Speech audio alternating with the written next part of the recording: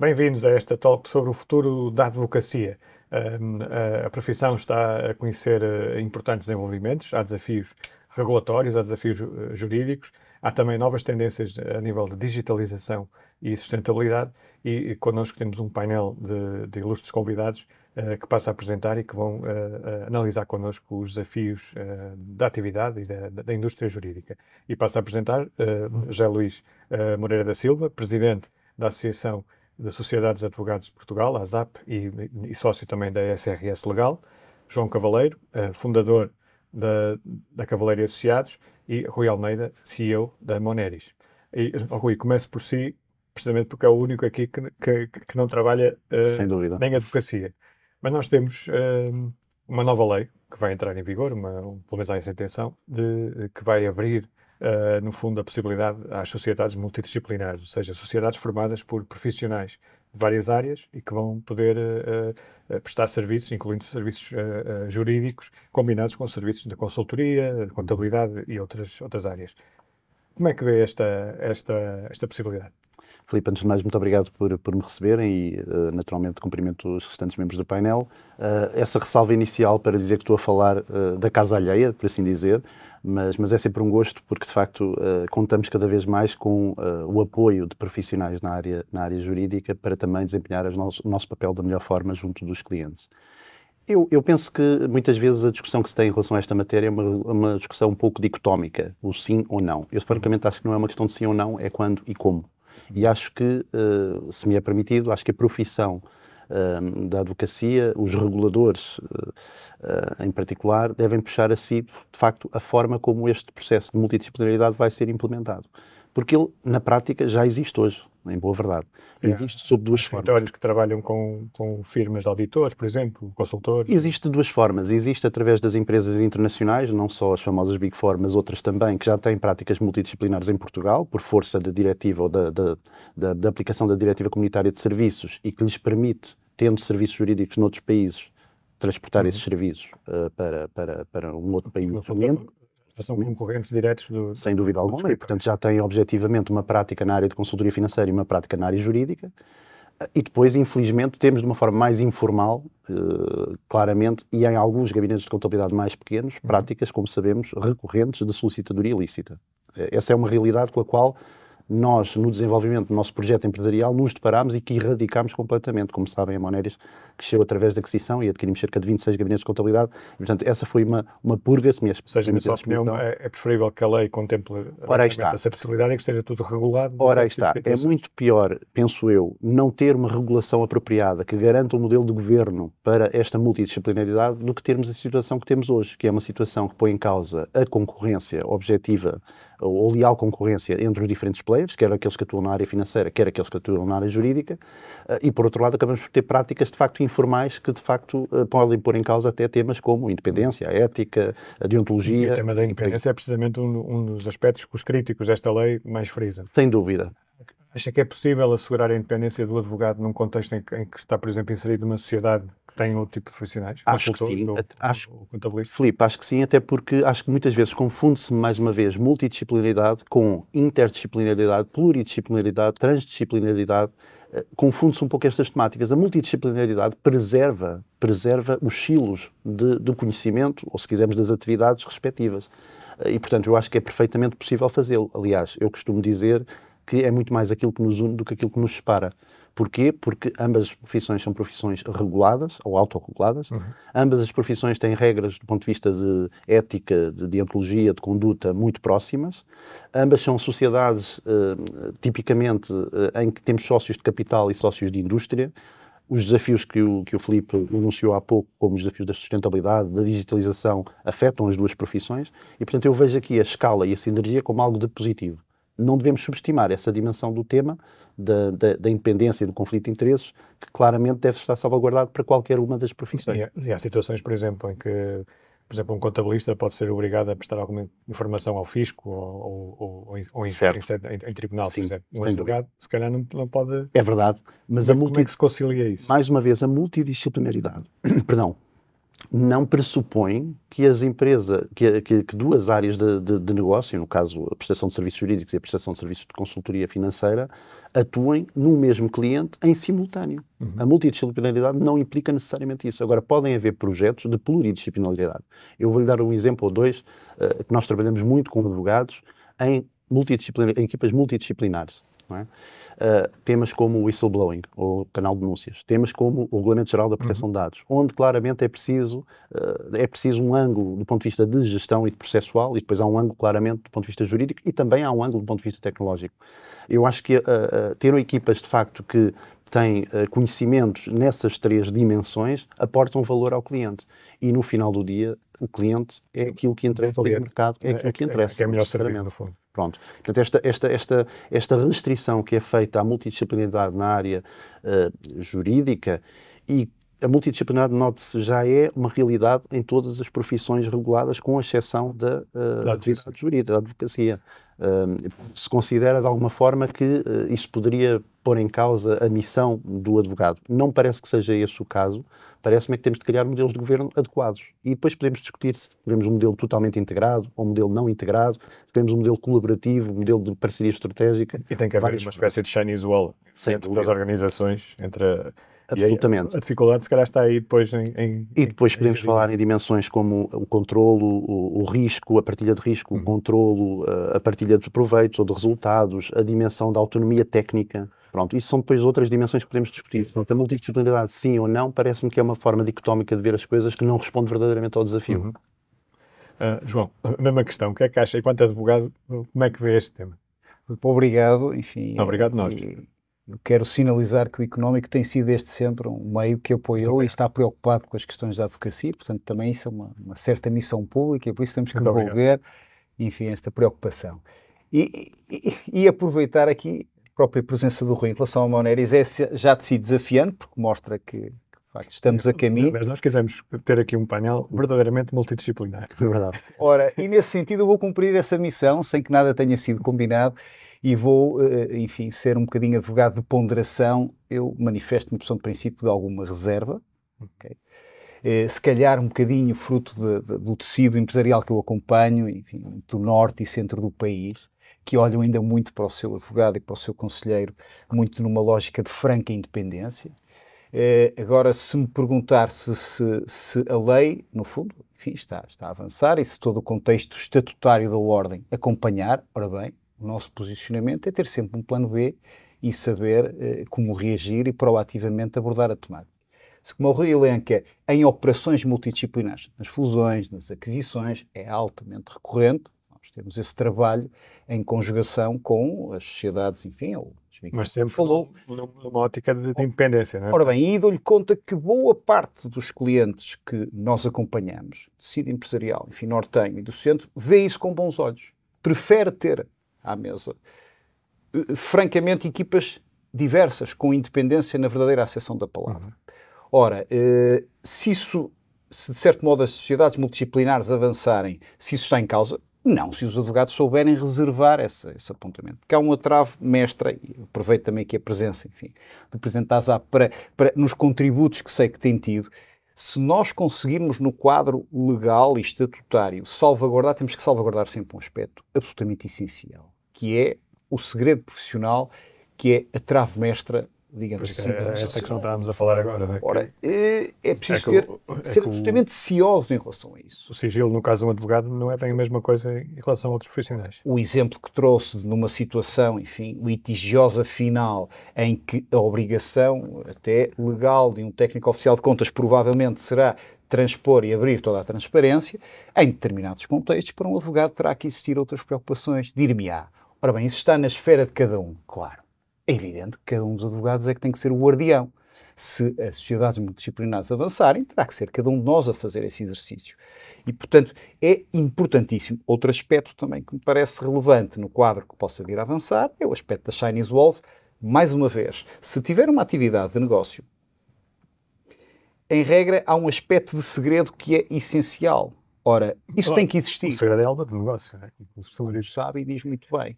Ora, nesse contexto, clientes que estão confortáveis com um contexto em que tem apenas um fornecedor dos serviços, que tem tudo, não é? E há outros que se calhar querem manter as coisas separadas. Esse outro prisma. Se o prisma for o mercado, se me pergunto, os clientes carecem de um serviço único, tudo na mesma estrutura, bem, se assim não fosse, não percebíamos como estão as zonas cinzentas que existem hoje, não é? O que não pode acontecer é hoje essas zonas cinzentas em que temos ditas consultoras a exercer enfim, nesta forma, ainda que separadas por uma parede, mas que no fundo a transmissão de marca é a mesma para o cliente. Isso é que não pode acontecer, porque e sim estamos com regras de concorrência diferentes. E potencia situações menos claras e que acabam por lesar o próprio cliente. Evidentemente. E no fim de tudo, e trocando aqui para terminar, o que o Rui nos elencava em alguns aspectos, na lógica mais pequena, não tanto das médias ou grandes empresas, mas mais pequenas, que tem que ver com os contabilistas tomarem a prática de atos de procuradoria ilícita, isso também é um limite que, de certo modo, também terá que existir e ficaria, digamos assim, diluído com esta lógica. Mas, Filipe, a questão fundamental é que qualquer quadro nunca pode violar esta circunstância da absoluta confiança. Senão, na minha visão, na nossa visão da advocacia, fica absolutamente desvirtuado. Enfim. E isso as próprias ordens profissionais vão ter que estar muito atentas a esse tipo de situações e o regulador também.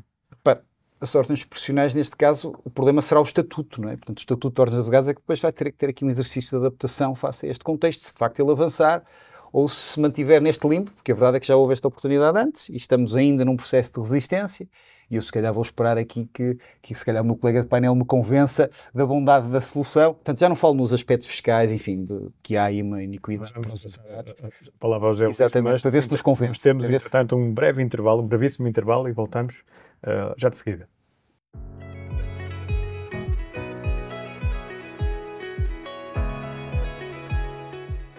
Bem-vindos a esta talk sobre o futuro da advocacia. Connosco temos Rui Almeida, CEO da Moneris, João Cavaleiro, fundador da Cavaleiro Associados, e José Luís Moreira da Silva, sócio da SRS Legal e presidente da Associação de Sociedades de Advogados de Portugal.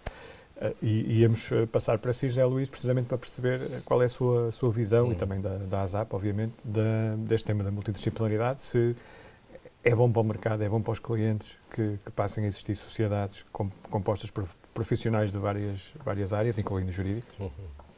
Nós, na Associação, já temos tido vários debates sobre isso, inclusivamente agora em outubro tivemos a oportunidade, no nosso 11º encontro nacional da ASAP, de ter um painel em que tivemos presente 2 deputados, um deputado do Partido Socialista, uma deputada do Partido Social Democrata, membros da Comissão de Redação da proposta de lei que foi aprovada agora no final do ano, e por isso tivemos já um grande debate sobre isso. Tivemos também a oportunidade de fazer um grande inquérito a todas as associadas para saber o que é que pensavam. Na verdade, o inquérito deu à volta de 60% não contra as sociedades multidisciplinares e 40% contra as sociedades multidisciplinares. Quando diz não contra, é a favor? Não estou a dizer que seja a favor, estou a englobar todos aqueles que não manifestaram uma posição contrária às sociedades multidisciplinares. Por isso, no fundo, já temos tido aqui um debate.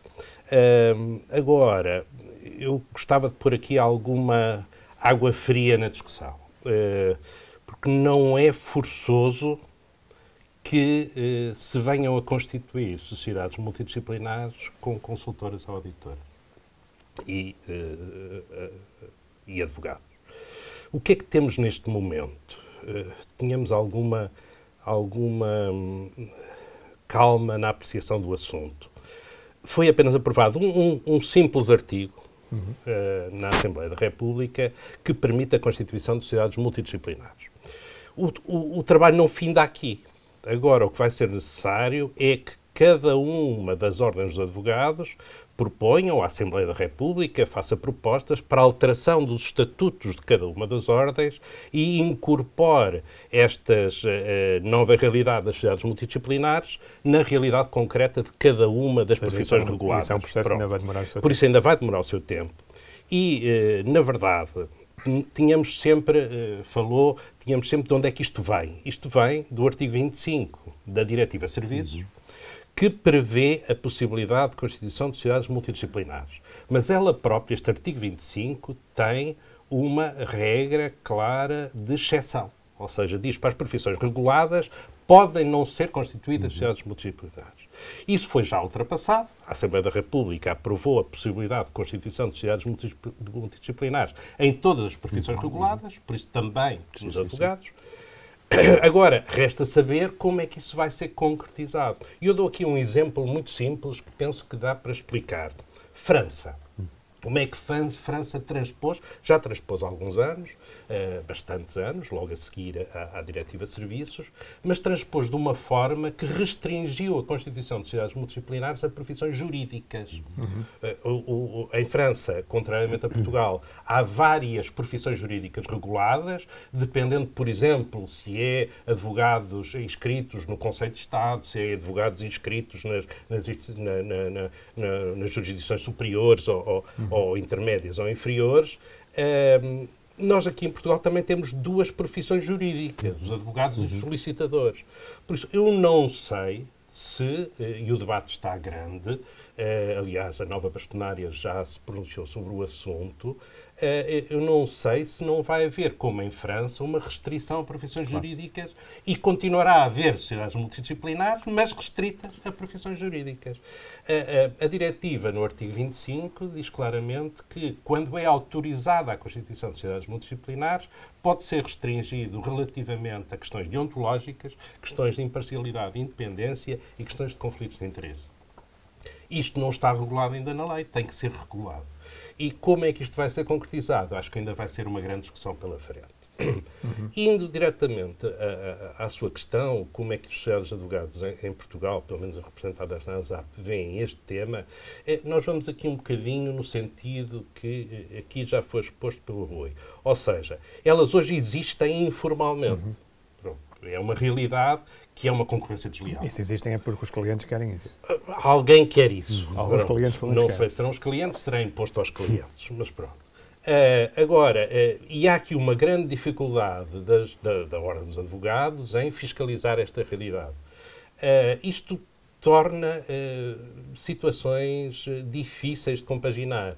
E não é só a questão que diz de uma sociedade multidisciplinar poder oferecer serviços variados, mas é também no seu regime jurídico. Porque esse tipo de sociedades são sociedades comerciais e têm um regime fiscal completamente diferente das sociedades de advogados. Claro. Pronto. E por isso, logo por esse facto, há aqui uma concorrência desleal entre as várias práticas no mercado. E por isso eu concordo que é importante que isto seja regulado. É importante que a discussão se continue a fazer. E é importante que o regime de transparência fiscal também deixe de existir. Isso é fundamental. Isso é fundamental. Isso é um cancro no nosso até para que possa haver, fiscal. de facto, concorrência Não é possível, igual. não é possível. E já não é só as sociedades multidisciplinares, é as sociedades de relacionado advogados com estrangeiras esse tema, que são sociedades comerciais dos seus países de origem que estão a competir e que com as podem nacionais. vir com sucursais para Portugal, como corrija-me se eu como estiver existe. enganado, mas a multidisciplinaridade também permite a entrada de sócios de capital numa sociedade de advogados. Sim, certo? exatamente. Mas com o estatuto da transparência fiscal, com as regras atuais, isso é difícil. Bom, a questão que vai ser também discutida é a alteração do regime do IRC da transparência fiscal, o artigo 6º, não é? Pronto. Porque ele hoje fala em sociedades de profissionais. E a lei, agora que foi aprovada, o decreto ainda, que ainda não é lei, o decreto ainda está para promulgação, e, por exemplo, nós, sociedades, a ASAP, já teve a oportunidade de pedir ao Sr. Presidente da República a apreciação preventiva da constitucionalidade deste decreto da Assembleia da República para que não haja dúvidas sobre a sua constitucionalidade, e nós, por exemplo, temos dúvidas sobre vários artigos, designadamente sobre aqueles, não tanto sobre a multidisciplinaridade, mas fundamentalmente sobre aqueles que fazem uma intervenção que para nós é considerada abusiva sobre os órgãos das ordens profissionais, designadamente da Ordem dos Advogados, com a intervenção de uma maioria de não-advogados nos órgãos de controle, o que nos parece violador completamente da Constituição, e por isso pedimos ao Sr. Presidente da República a apreciação preventiva. Por isso, ainda vai também demorar um pouco até que esse decreto se torne lei.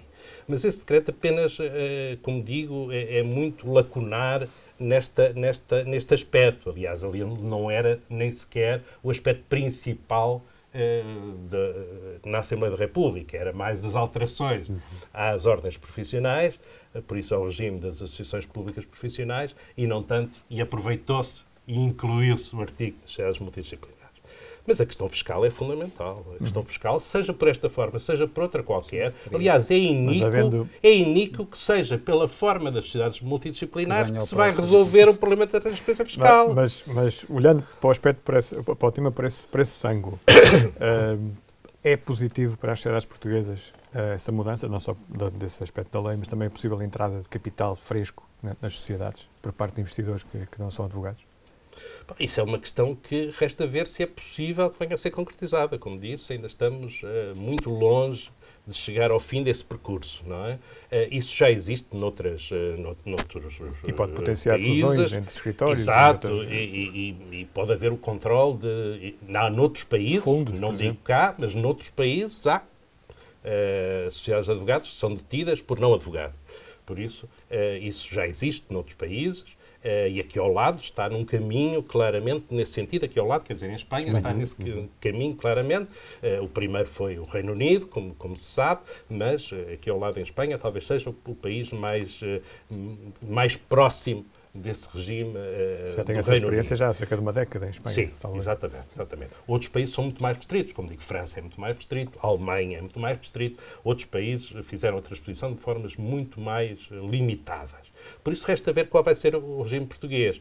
Mas o regime do artigo 6º, o regime fiscal das sociedades de advogados, é completamente iníquo. É algo que já não tem nada a ver com o século XXI, já não tem nada a ver com a realidade das sociedades de advogados. Para esclarecermos quem está em casa a assistir e que não conhece os detalhes, estamos a falar, no fundo, que toda a faturação do escritório é atribuída como se fosse rendimento dos sócios. De cada um. O IRS de cada um dos sócios. Porque se não é tributado em IRC, é dividido pelos sócios e é tributado em IRS. Isso penaliza muito independentemente de não recebermos, porque obviamente uma sociedade de advogados precisa de dinheiro para investir tem funcionários, e por isso não vai ser distribuído aos seus sócios. José Luís, o nosso tempo estava a terminar aqui para um brevíssimo intervalo e voltamos já de seguida.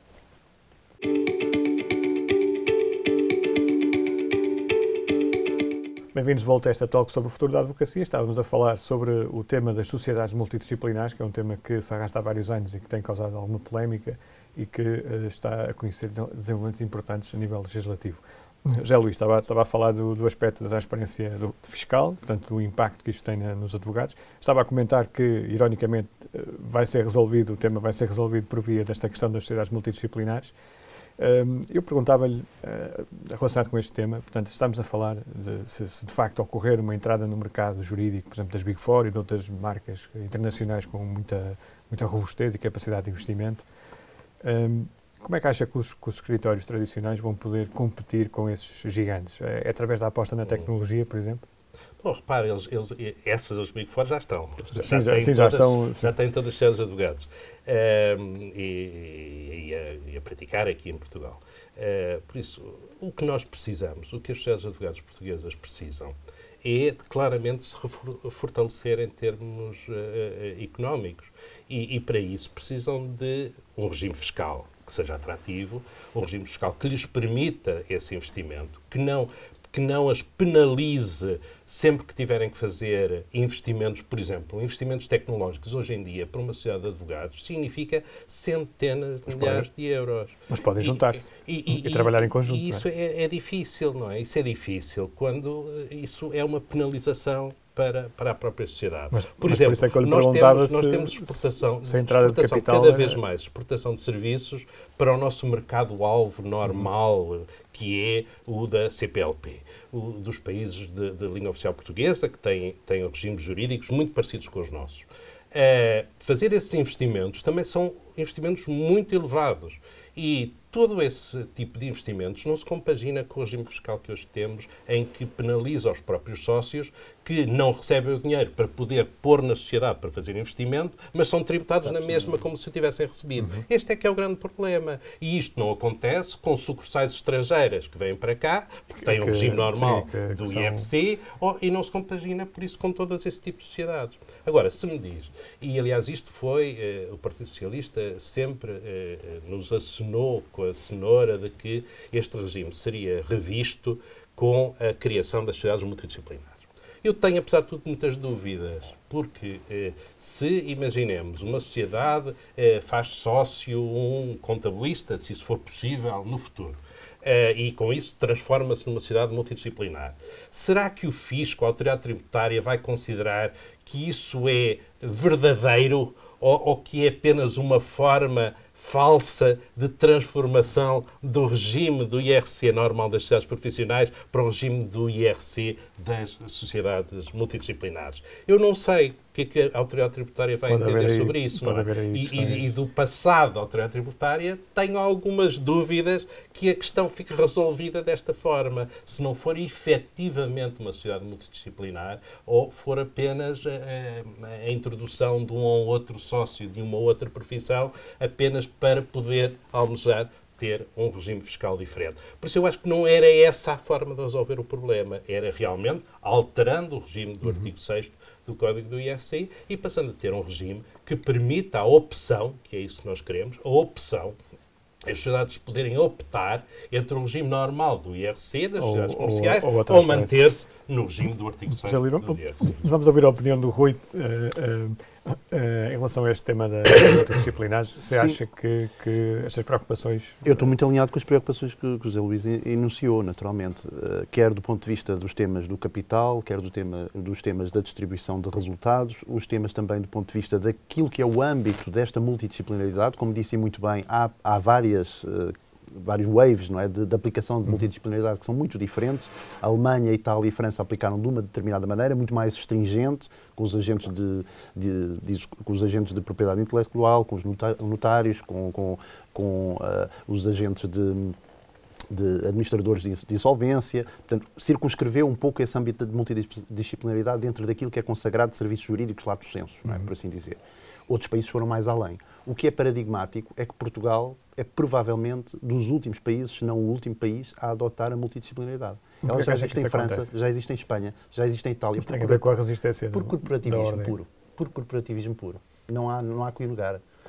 Há aqui, de facto, uma necessidade das nossas profissões de advocacia e da área da consultoria, das empresas portuguesas, de terem capital novo para poderem investir, nomeadamente nas temáticas da disrupção tecnológica, do digital, e eu não vejo porque é que nós não estamos a acelerar este processo de forma clara, sem grande audácia, podemos dar pequenos passos. Mais uma vez, não é uma visão dicotómica. Agora, claramente parece-me que a sinergia e o efeito de escala seria muito benéfico para as sociedades portuguesas poderem competir num ambiente global. Nesse tema dos investimentos, e o José Luís também falou disso, a tecnologia exige investimentos caros. É a forma como os pequenos players podem competir com os grandes. Filipe, nós o que fizemos na Moneris, como vocês sabem, a nossa história foi uma história de consolidação, de buy and build. Ou seja, isso que eu lhe ia perguntar, esse caminho passa por aí. Teve de ser, não é? Eu, se tiver uma empresa que fatura bem 1 milhão de euros ou 1 milhão de euros, eu não consigo investir as centenas de milhares de euros, que o José Luís dizia muito bem, em tecnologia. E eu preciso de investir. Eu posso lhe dizer que nós, na Moneris, nos próximos 2, 3 anos, estaremos a investir qualquer coisa como entre meio milhão a 3/4 de milhão em tecnologia. Sim. Eu preciso ter escala para o fazer. E trabalhar em conjunto. Ecossistemas nacionais de, por exemplo, outras firmas que queiram associar-se a projetos conjuntos. É um caminho também? Eu acho que sim, acho que sem dúvida que pode ser um caminho. Não é um caminho tão fácil e não é um caminho tão estruturado, porque terá de ser uma E em Portugal as pessoas não gostam muito de trabalhar juntos, não é? Infelizmente, exatamente, infelizmente, isso é uma bela observação. Infelizmente as pessoas veem-se muito como concorrentes, não é? Em vez de parceiros, não é? E de facto, nós, como digo, nós cooperamos muito e trabalhamos muito, particularmente com sociedades de advogados, em diferentes dimensões, no contencioso tributário, nos temas do corporate finance, como dizia o João há pouquinho muito bem, no projetos de M&A, na parte de risco e compliance, nas temáticas, como eu disse, do RGPD, do whistleblowing, temas de Know Your Customer, da AML. Trabalhamos muitas vezes em multidisciplinaridade com advogados, porque sentimos, de facto, essa valia das suas valências integrarem os nossos projetos. Eu gostava sem prejuízo de voltarmos a este tema durante o painel, mas gostava de ouvir a vossa opinião sobre as perspectivas da economia para este ano. Ou seja, vocês, as vossas firmas têm contacto com a economia real, conhecem as empresas, os empresários. Como é que está a tomar o pulso? Qual é o feedback que os seus clientes lhe dão sobre este ano? Acho que naturalmente vai ser um ano extremamente exigente, um ano de enorme imprevisibilidade, com as taxas de juros a aumentarem. Naturalmente vai haver aqui alguma asfixia por parte das empresas, nomeadamente as que estão mais alavancadas.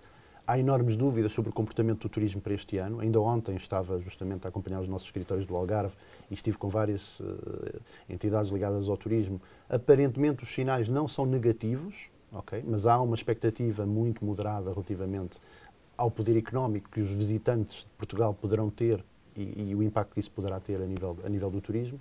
Não tenho grandes dúvidas que a maior parte das empresas terá um ano positivo em termos de evolução de negócios, face à inflação que temos, mas do ponto de vista de rentabilidade não tenho também grandes dúvidas de que existirá uma erosão da rentabilidade. É de esperar um aumento do desemprego. É de esperar um aumento do desemprego, aliás, eu acho que é necessário, isto pode ser um pouco controverso dizer, mas eu acho que isto vai ser uma crise quase que induzida e forçada para conter a inflação. A inflação, se tornar sistémica, é um vírus que engole a produção de riqueza. Sim, é um imposto escondido. É, absolutamente. Há sinais animadores vindos dos Estados Unidos e nesta semana soubemos que a inflação voltou a descer. Mas, Filipe, só uma questão. É mais do que o imposto, porque a inflação nunca desce.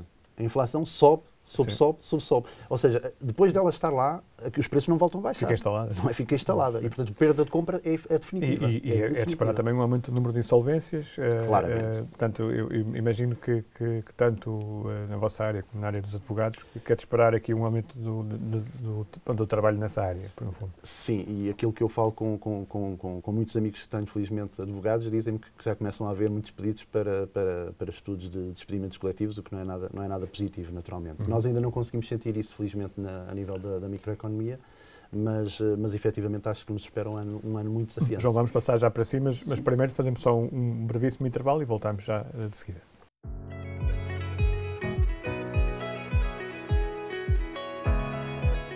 Bem-vindos de volta a este painel sobre o futuro da advocacia, é a quarta e última parte deste painel, e íamos ouvir o João Cavaleiro sobre dois temas que lhe pergunto. Primeiro, se quer terminar este tema da multidisciplinaridade, tendo em conta aquilo que foi dito, e o segundo era esta questão também que coloquei ao Rui das perspectivas para a economia este ano.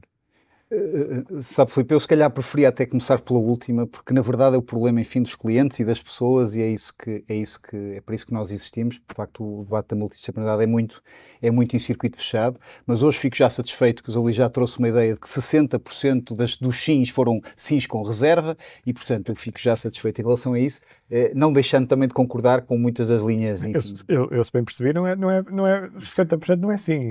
É um sim com reserva ou um não sim ou não sim, ou não sim, não é? Ou não sabem ou não quero responder.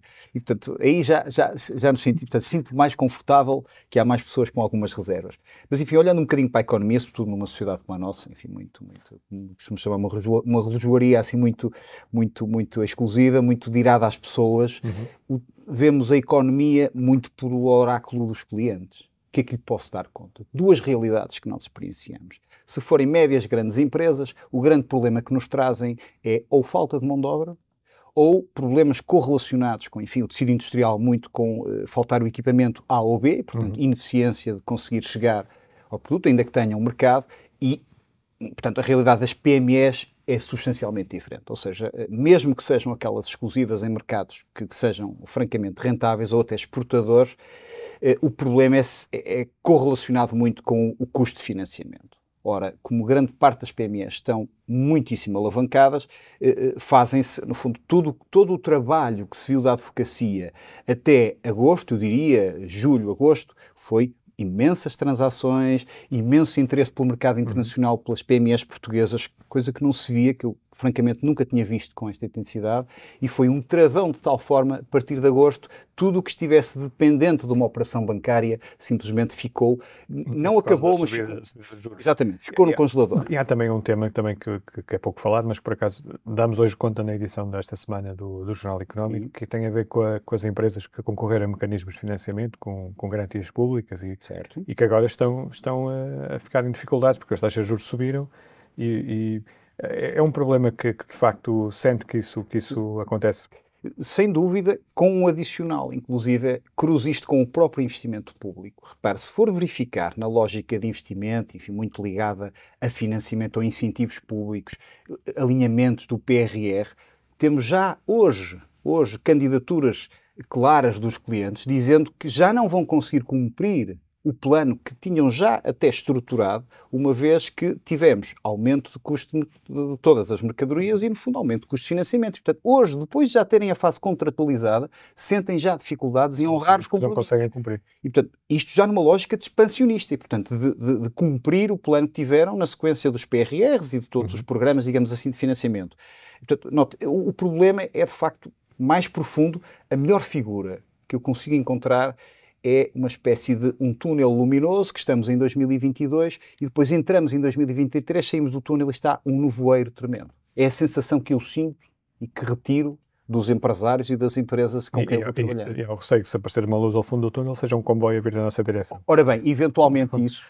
Agora, se colocar a tónica, se forem empresas ainda que rentáveis, altamente alavancadas, isso é um problema que se aumenta exponencialmente. O que é que se nota? Não sei que sim, se ali terá uma experiência parecida. A partir de setembro, os mais precavidos, de posição pouco portuguesa, mas que as boas empresas vão fazendo, começaram a fazer o quê? A reestruturar, a reorganizar. Quando há bocado falava em despedimentos coletivos, alguns não existiram, mas a verdade é que nos últimos 3 a 4 meses já existiram processos de reestruturação, de seleção, no fundo, de cortar um conjunto de integrações. E é de esperar que este ano haja mais operações desses. E são os precavidos. Agora, a grande parte do tecido português não faz isso e, portanto, se dá a última, ora, quando o problema se afundar, francamente, já não haverá grande solução. Portanto, isto é francamente desafiante. Mas prevê um acréscimo de trabalho nessa área, agora falando da atividade. Vamos lá ver.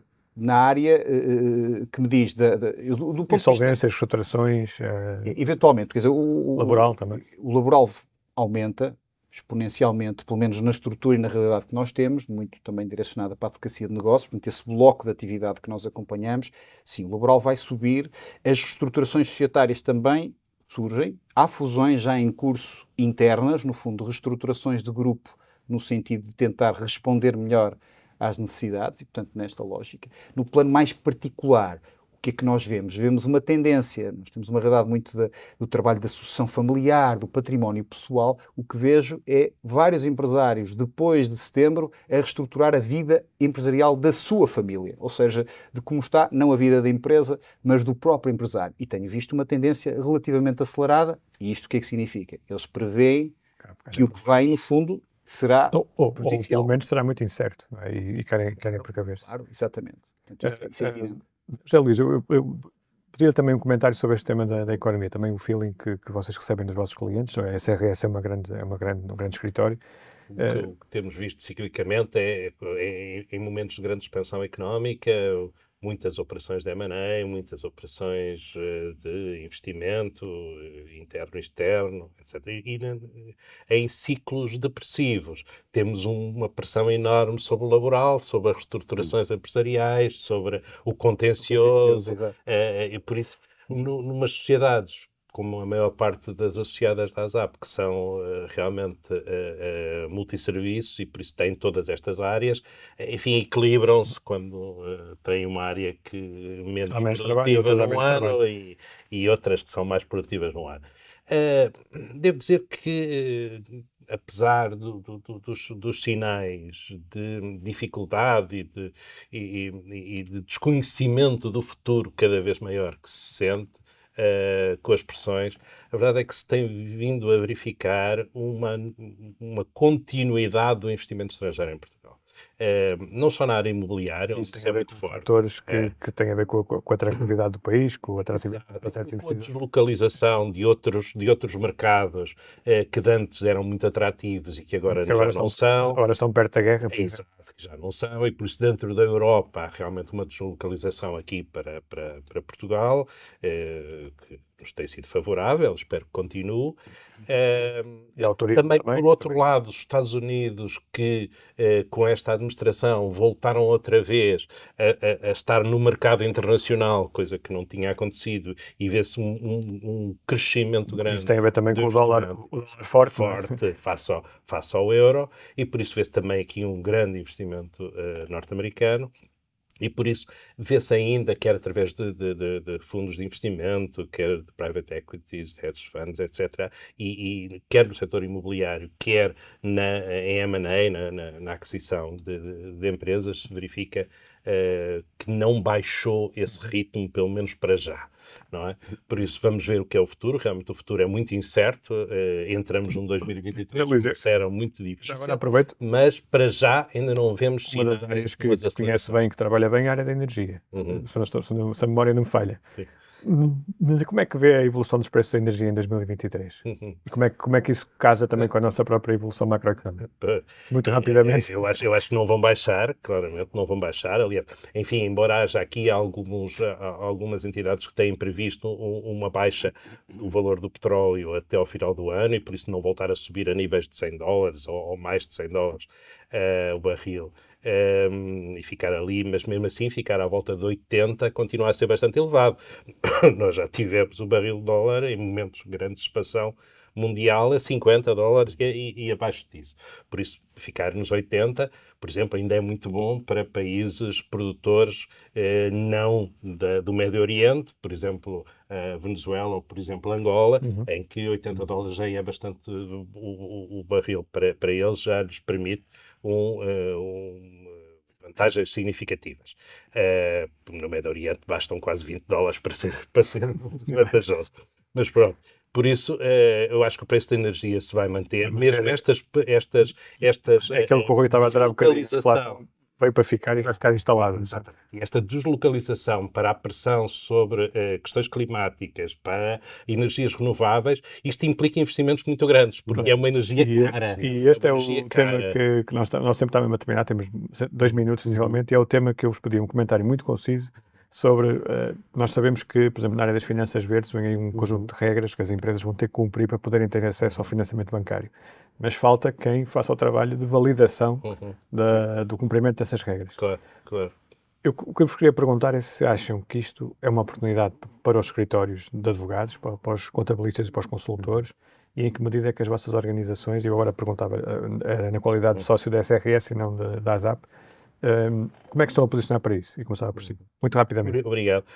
Nós estamos já há bastante tempo a posicionar-nos para isso. Nós temos acompanhado nos financiamentos, isso já é um dos capítulos que nós temos que verificar. Mesmo em todas as due diligence legais que fazemos em termos de M&A, nós temos forçosamente que ter um capítulo sobre essa matéria. Por isso, é algo que nós já vimos a acompanhar. A União Europeia agora, ainda em dezembro, fez uma revisão das suas regras de taxonomia relativamente às regras aplicáveis ao financiamento verde. E isto é um desafio que se coloca a empresas de todas as dimensões. Isso vai-se aplicar a todos. Vai-se aplicar a todos e cada vez mais. E não é só as grandes empresas que estão a fazer já emissões de green bonds, mas todas elas vão ter que ter este aspecto na sua atividade económica. Por isso não vale a pena a oportunidade de trabalho para os advogados também. Não vale a pena pensar que isto vai ser só para os outros. Rui. Um enorme desafio, sem dúvida alguma. Aliás, fomos falando aqui de alguns desafios, falámos do desafio do digital, falamos agora do desafio da transição energética e da sustentabilidade. Isto para a nossa profissão em particular é muito relevante para a área da consultoria financeira. Porquê? Porque há uns anos atrás o International Sustainability Standards Board fundiu-se no IFRS Foundation e neste momento está-se a trabalhar em divulgações de relato não financeiro. Ou seja, as empresas vão passar efetivamente a ter de mensurar... Aí os contabilistas vão ser decisivos. Vão ter de mensurar justamente aquilo que é a sua performance do ponto de vista de sustentabilidade. E portanto os critérios de ESG, de Environmental, Social e Governance, vão ser cada vez mais... Isso vai implicar também formação à vossa equipe. Vai implicar formação. Aliás, nós na nossa área de risco e compliance temos neste momento soluções na área de ESG, justamente, para apoiar as empresas e internamente também fazemos o nosso caminho do ponto de vista de sustentabilidade. É algo que também já estamos a olhar há muito tempo, com formação junto à academia nestas áreas de Sustainable Finance, porque como dizia hoje a Luísa muito bem, quer investimento, quer financiamento, hoje já trabalhamos com muitas private equities que só se focam em fundos que sejam ESG compliant. E os próprios bancos também vão financiar. Justamente, e portanto quer o investimento, quer o financiamento, quer o mercado que está a exigir neste momento que as empresas façam este caminho. Agora, face aos custos energéticos que há bocadinho mencionava muito bem da energia verde, que são extremamente caros, não é? Eles naturalmente vão ter de ser financiados pela energia fóssil, não é? Portanto, as pessoas precisam de perceber também que há aqui um período de transição em que o velho tem que financiar o novo. E, portanto, isto tem que ser um caminho bastante coerente, gradual, e vai, de facto, tocar a todos, porque dentro desta lógica de ESG compliance que vão ser obrigadas as grandes empresas, toda a sua cadeia de valor e, portanto, todos os seus fornecedores vão ter de ser compliant. Portanto, isto vai tocar aos fornecedores, às Isto é microempresas, algo às que pequenas empresas. desde os microempresários até aos Sem dúvida alguma. grandes empresas. Sem dúvida alguma. João, e a sua perspectiva? Como deve saber, enfim, o foco do escritório é muito centrado na energia, portanto, quando diz que este ano de facto foi penalizador, está a abrir grandíssimas oportunidades à área do hidrogénio com fortíssimo investimento do biometano, do metano, e portanto todas as outras soluções que no fundo possam ser alternativas. É claramente um posicionamento do escritório e onde é central. Repare, o ESG é aquilo que nós temos feito muito, mas não só no escritório. Repare, na universidade, enfim, com quem vou colaborando, com a Católica Business School, já existe uma necessidade imensa da procura de conhecimento nestas áreas e, portanto, os alunos em formações executivas já procuram. Porquê? Porque sentem, naturalmente, se estiverem muito correlacionados com a área financeira, que isto deixou de ser apenas um problema, digamos assim, ambiental, mas é também um problema financeiro. E a verdade é uma. Muitas vezes as pessoas e as empresas mobilizam-se pela lógica e pelo drive financeiro ou fiscal. E o foco que está a ser dado ao setor financeiro, no fundo, os bancos vão trabalhar como o motor deste processo. Puderem ser motor para uma boa solução e para um bom contributo, nós estamos cá. Enfim, isto naturalmente os advogados estarão enquanto... E isto obriga os advogados a dar resposta às dúvidas dos clientes e às questões que estão a levantar, não é? Sem dúvida, nós existimos para isso, nessa lógica de serviço e, portanto, teremos que estar a acompanhar isso. E não era agora, isto já tem que ser feito, mas a Luís dizia já há um longo período, porque agora já não vamos apanhar o comboio, porque tudo isto já está em curso, não é? Quer começar agora já não vai a tempo. Já não vai a tempo, exatamente. O exercício é esse. Olha, o nosso tempo está a terminar. Eu agradeço aos três o facto de terem aceito o nosso convite para estarem cá hoje. Ainda havia muita coisa para dizer, mas haverá, eu creio que certamente, novas oportunidades e aproveito também para desejar a todos um bom ano. E também desejo também aos nossos telespectadores e a todos os nossos leitores também um bom ano 2023 e até breve.